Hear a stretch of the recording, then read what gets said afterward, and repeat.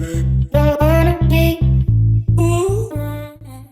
is guys, Alex here. Here I have the glorious GMMK compact 60% mechanical keyboard. Now this is a custom build that I built myself. I bought all the parts myself. I bought everything like to put it together, like the switches, the keycaps, the PCB, which is the whole thing right here, which is the GMMK PCB. And overall I just want to show you guys this keyboard and what it is like. I've been using this keyboard for a couple months now. I would say about 7-8 months. So it has been my daily keyboard. My old keyboard, I threw it away, but so far I have this keyboard, and this keyboard has been doing me some great wonders. But without further ado, let's get on into the video.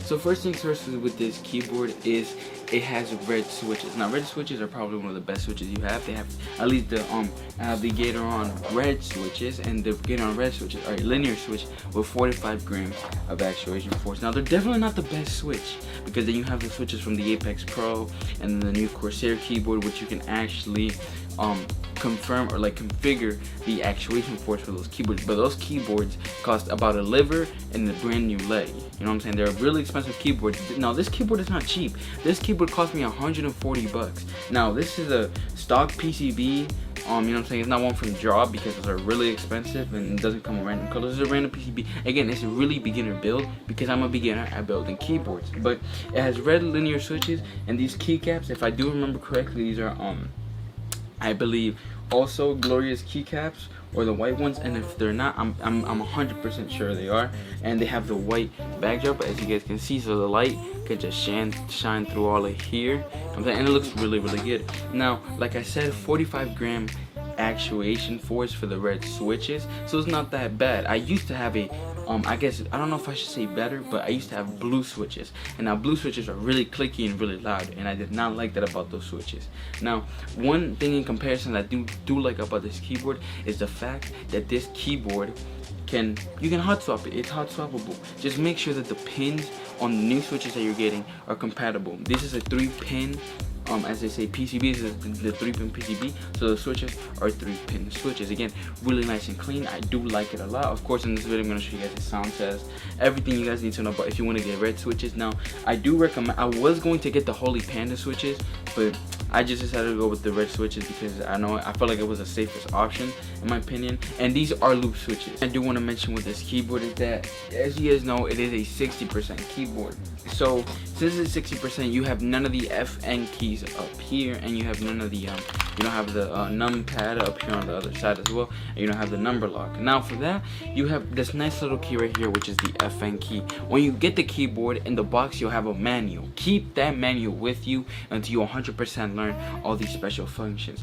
The FN key will serve as like a second underhand keyboard. For example, if you want to do F5, you do FN and then you do the key 5. So the FN will pretty much turn the 5 key into F5, and then it will turn everything else like pretty much a special key with a special function. If you want to do F12, you do FN and then you do 12 here, or you do the equals and the plus sign here at the top, and the boom, that's F12. So I know I had a lot of confusion in the beginning, and if you want to go into your BIOS, it's pretty much the same thing. Like if you were to press Del or F12, you would press FN and then 12. If you're gonna do Alt F4, you do FN, Alt, and then you do the number 4. Simple as that. Super simple. I do recommend keeping the manual, or if you want to throw it away, you can always look it up. Just look up the model of the keyboard of the 60% keyboard that you have, and then look up the manual for it, and it'll show it right there in a nice little PDF. That's what I be doing with mine when I forget how to do something with the FN key.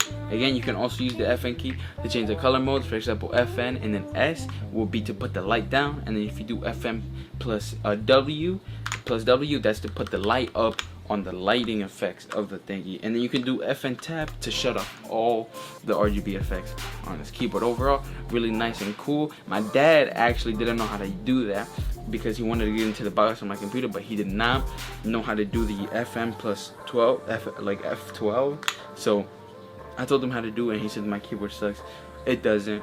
he just didn't know how to do it, so I just did FM plus 12. It's like pretty much just like doing it, you know what I'm saying? You just have one more key to press. It is a little bit of hassle, but I say it's worth it. Again, really nice keyboard. And now you can use like a makeup brush, or just make sure you have a tiny brush. This cost me about $4.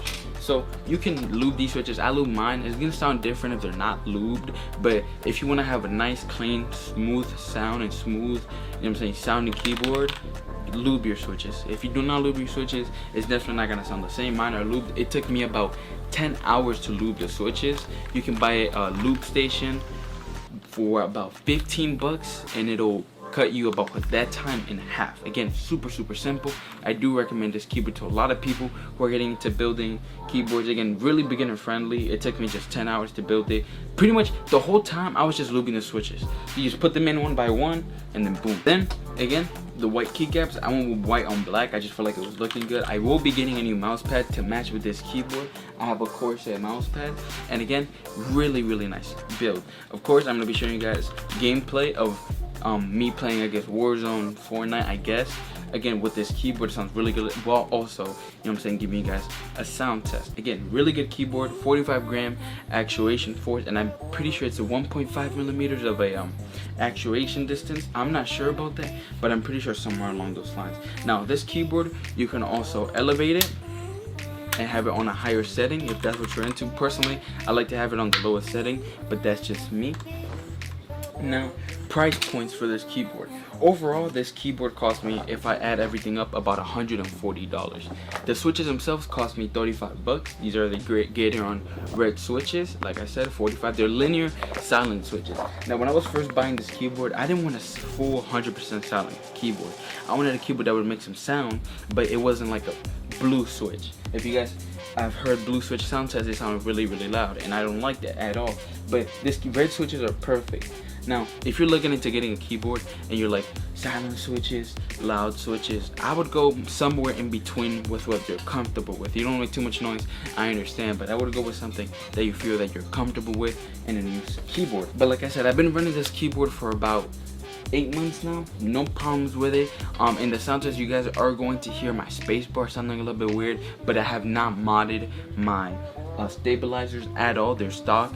All I did was re-lube them because they come factory lubed, and factory lube, they don't really care how much they put in, so it's a really big amount. So I just took them out, and then I just, you know what I'm saying, lubed them, re-lubed them pretty much with lighter doses of lube, so it wouldn't be as bad as how it was, because before I got them, it was pretty bad. But now they sound pretty good, you know what I'm saying. In the sound test, you guys are going to hear what the spacebar sounds like. I'm gonna give you guys a sound test, and the switches, they sound really good. In the beginning, I was looking at a lot of tutorials, a lot of sound tests to see how the sound tests. Now, this video may sound like something, but it could be totally different from when you get it. But trust me, if you want a nice sounding switch, get red linears with this. Now, you can also, with the mouse pad that it could be on it, it's going to sound a little bit different than to what it is on a table with no mouse pad. So just keep that in mind when you're buying your keyboard. But without further, let's get into the sound test.